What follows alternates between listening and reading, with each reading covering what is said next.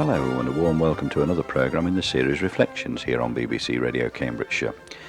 I'm Richard Spendler, and each week I spend some time in conversation with a guest, some local, some not so local, some famous, some not so famous, but all share one thing in common, and that is that they're most welcome to be with me. Now this week it's the turn of a Norfolk man who's probably done as much with his life as anyone and yet never strayed far from his roots. The son of a not very wealthy farm worker, he was to go on to become programme controller of programmes at Anglia Television and establish himself as a permanent piece of East Anglia's history, or perhaps it should be heritage, through his own television series, Bygones.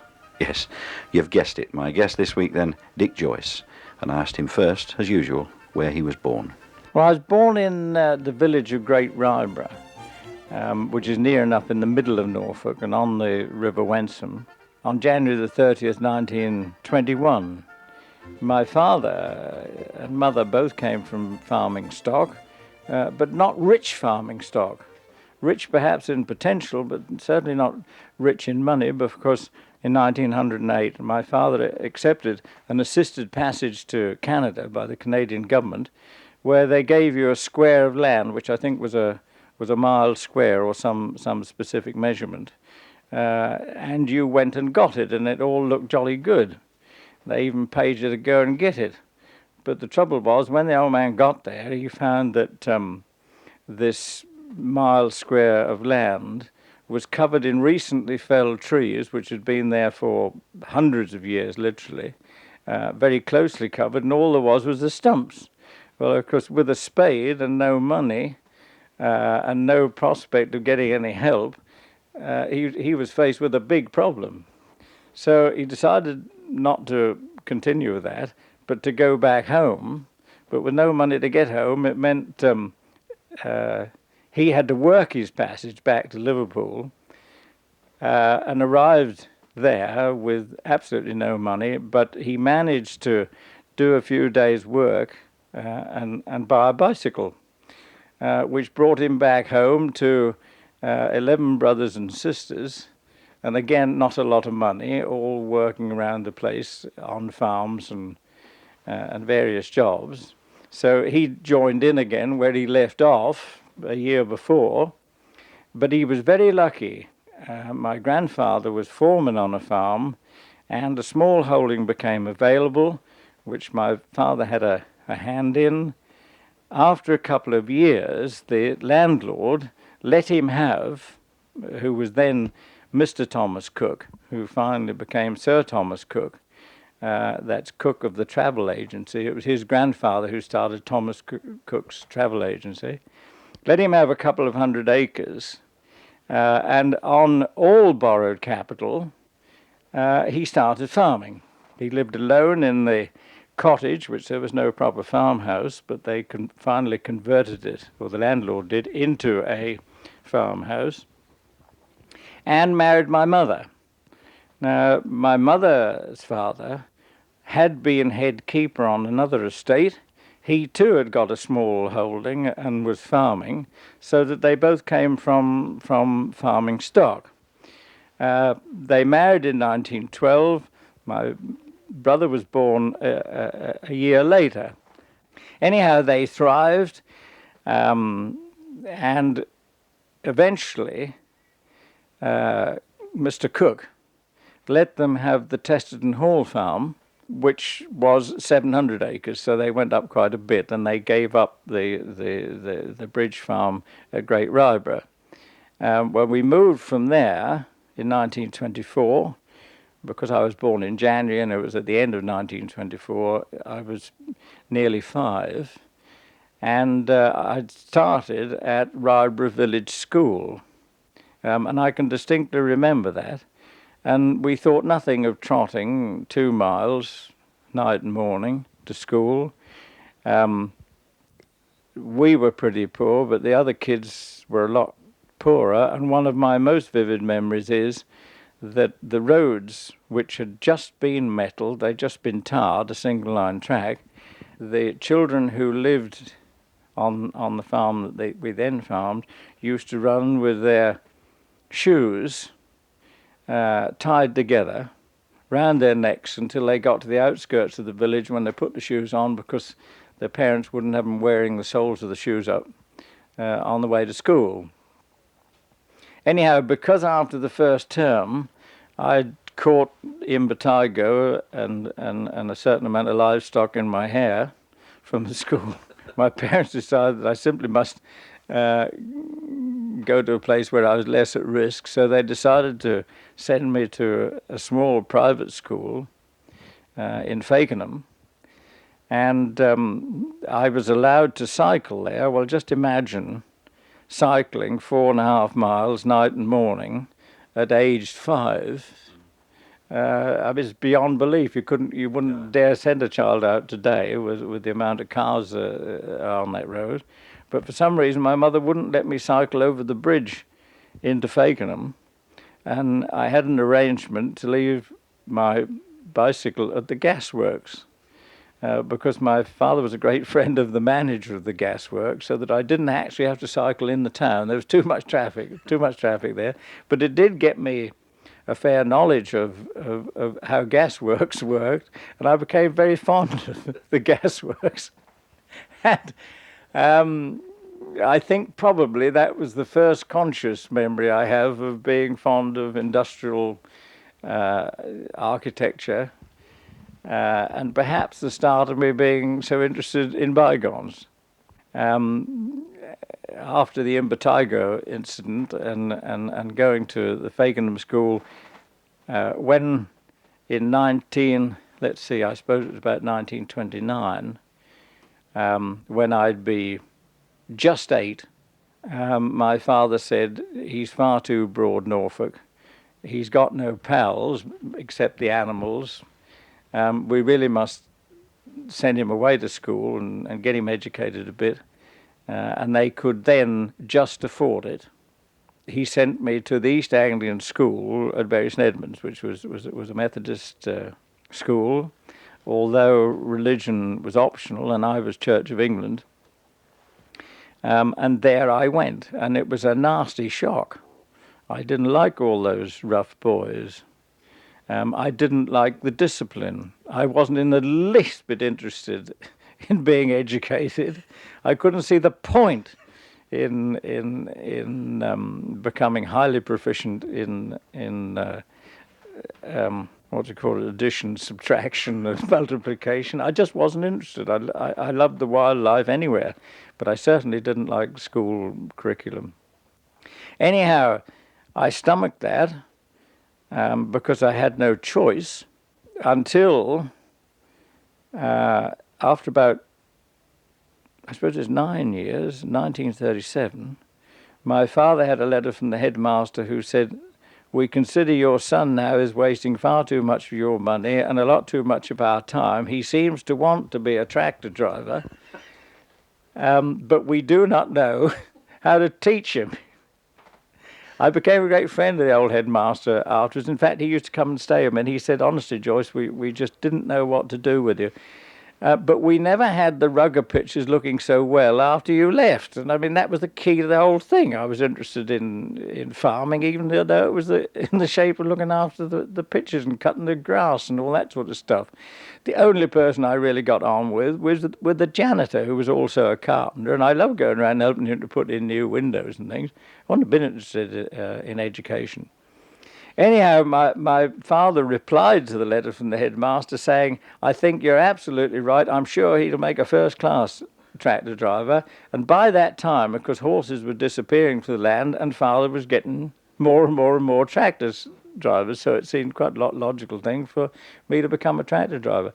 And at 14 or 15, nobody thought about children not driving tractors. I mean, there we were. I was fairly beefy, and I loved it. I was quite prepared to sit on my backside and go up and down. There were no cabs on tractors. There weren't even any mudguards, and you sat there and damn nearly froze.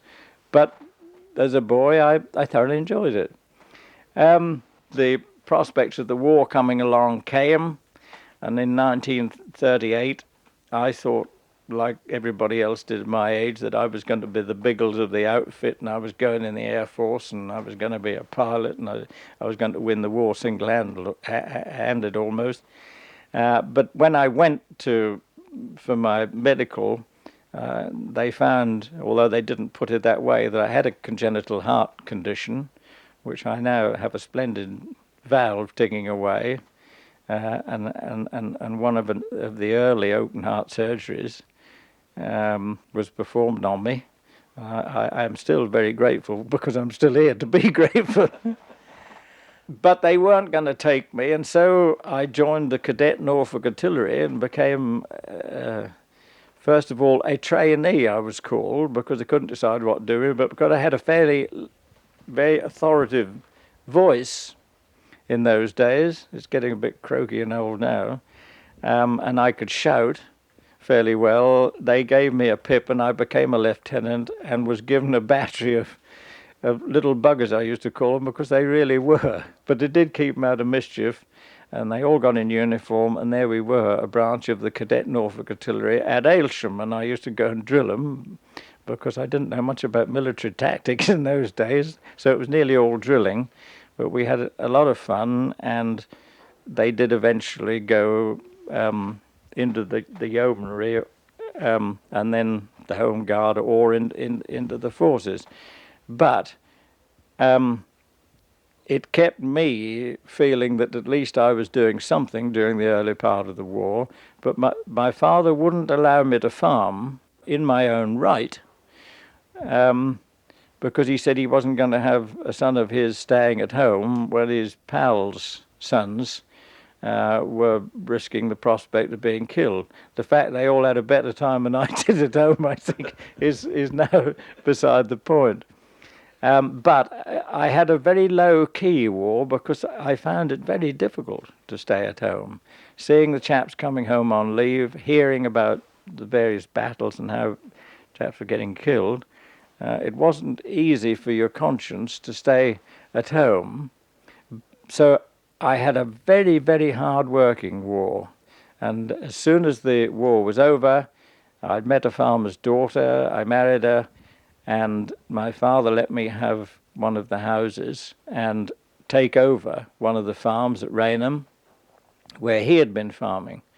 Well, of course, the biggest revolution that there ever was, or is likely to be, had taken place in farming, in that, for instance, from the time that my father went to test it in 1924 until the time that he was farming all that land in 1939, I find by his records, he had over 100 working horses. And yet in the next 6 or 7 years, half the horses disappeared and 30 to 35 tractors had disappeared, apart from gyrotillers, those enormous machines that turn the land up, and steam ploughing engines, and combine harvesters. There was a real revolution. I don't think it's realised quite what a change there was. Anyhow, I was in on it. As soon as the war was over, I had a herd of, I started with a herd of Frisian cows. A couple of years later, we realised that with Jersey occupied, the island of Jersey and the Bay of Biscay occupied, there'd been no fresh importation of parent stock. I shot over there one day, almost on impulse, bought some heifers, brought them back to Rainham, and a year later had a fantastic sale of Jersey cattle from island stock because there'd been no fresh importation. And I did that every 6 months, and it was very successful.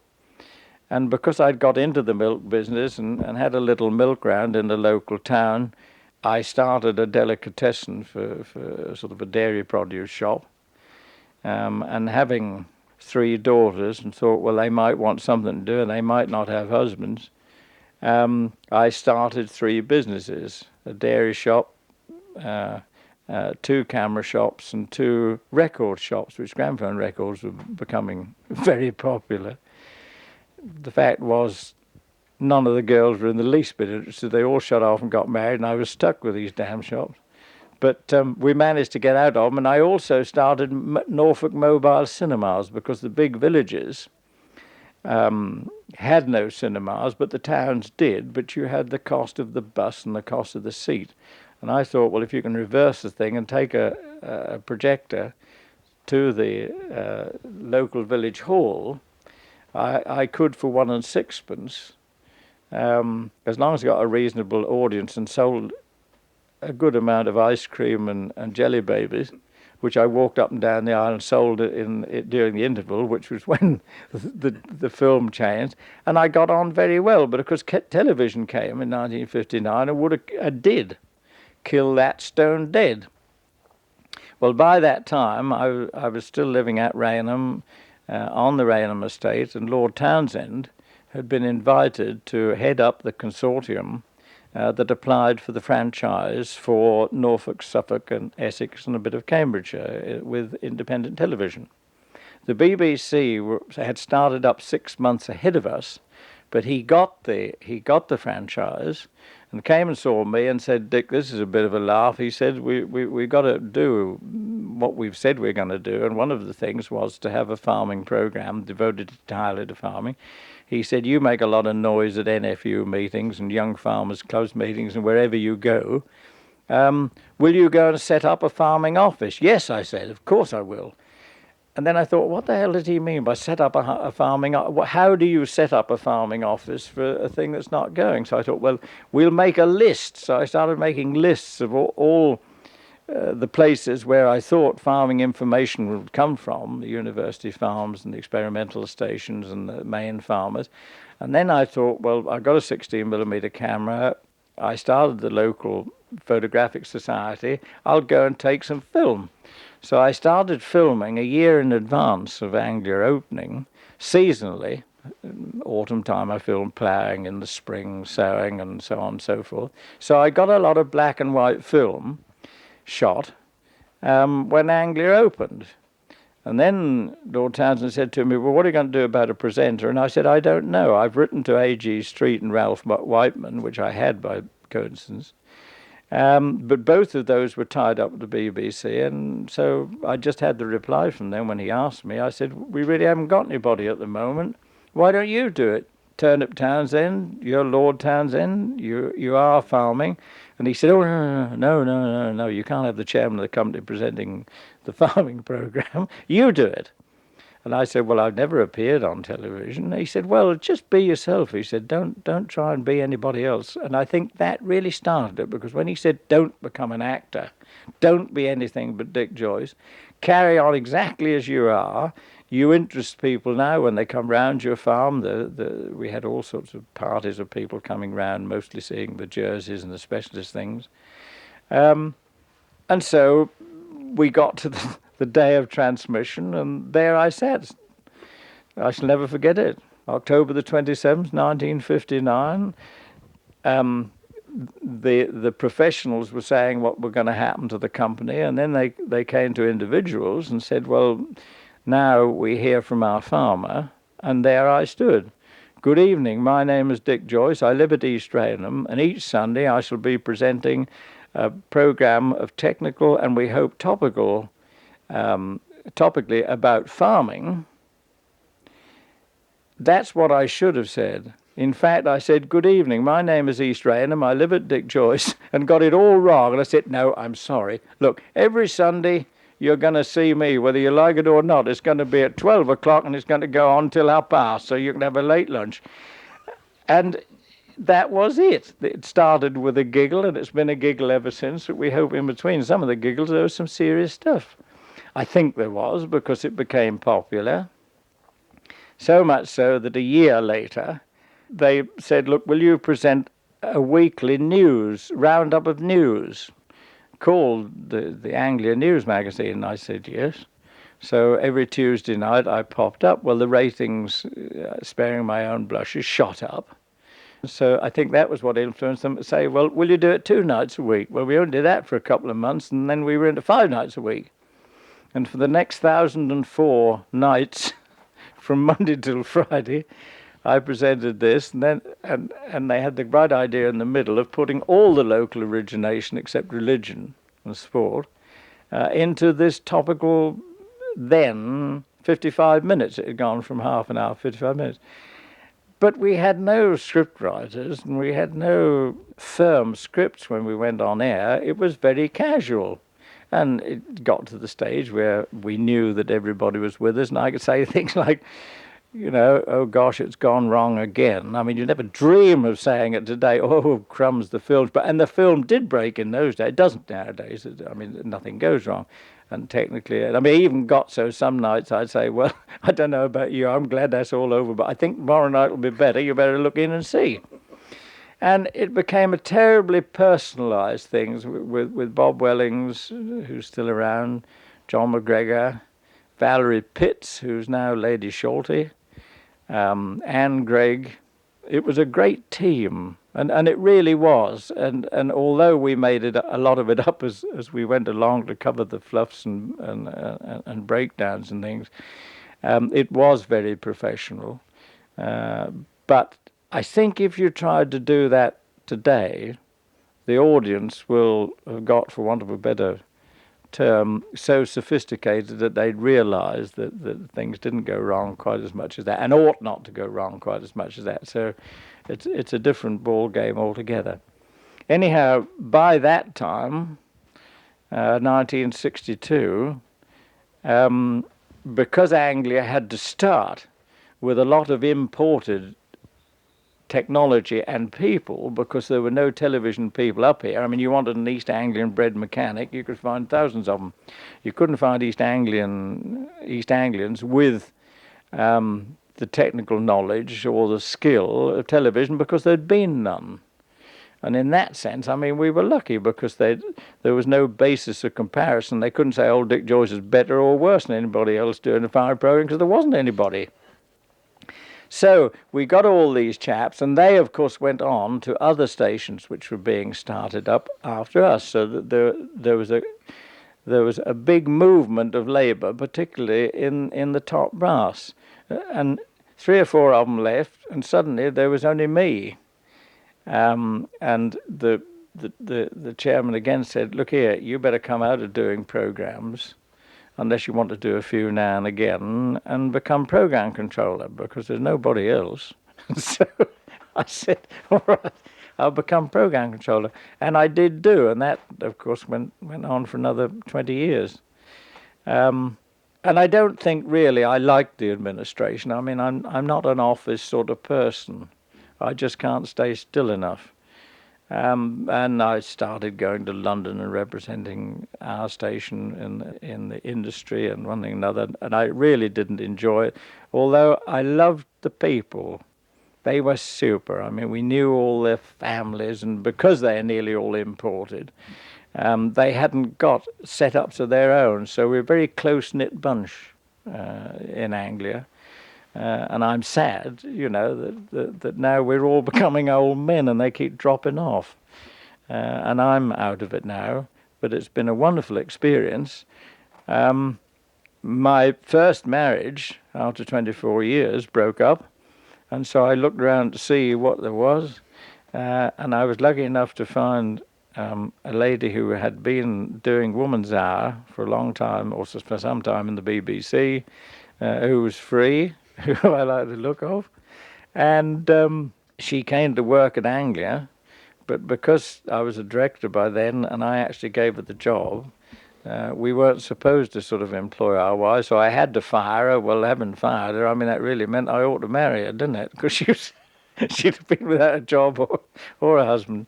So I married her and moved to where I live now, and got a little bit of land around me, and I'm farming again. And although I still have quite a bit to do with Anglia, and I'm writing a book about all this, I'm really out of producing programs. But we did do about 500 Bygones, and during the whole of my life I've collected Bygones, simply because I'm a bit of a jackdaw in that respect, and I hate seeing anything thrown away. And I suddenly found 10 years ago that I got 2 barns full of everything from traction engines to bodkins, over 4,000 items. And luckily, because of the association with Holcombe Estate, Lord Cook let me put that in a collection at Holcombe Hall, and there it is for the public to see 5 days a week, in the old stables and coach houses.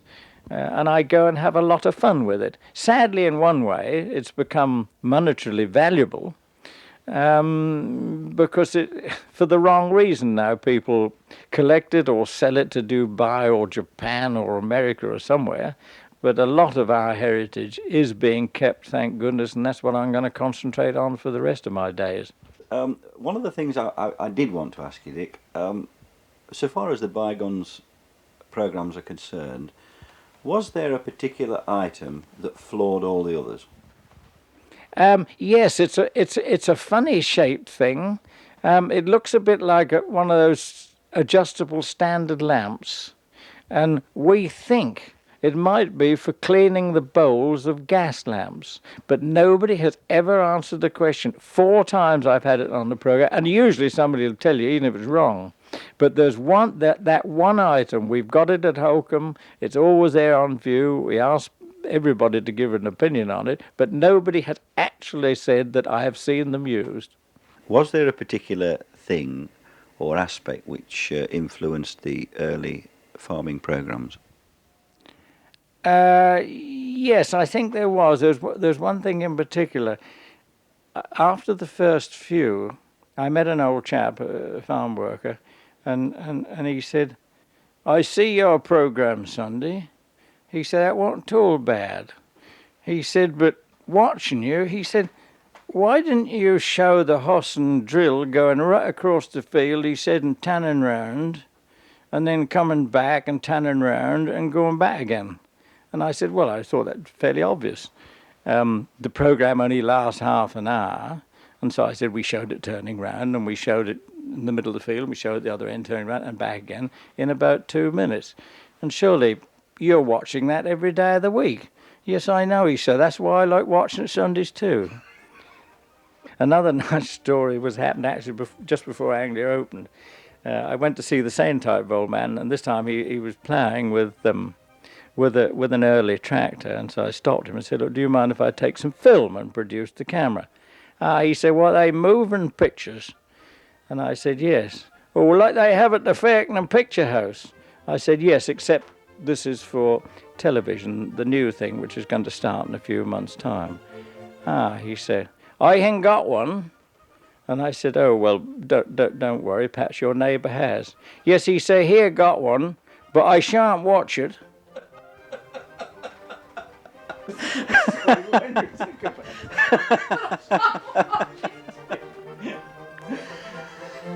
This then has been Reflections. My thanks to Dick Joice for being my guest, but as I always say at about this time in the programme, my most especial thanks to you for listening. Until next week then, goodbye, and do take care. Bye-bye.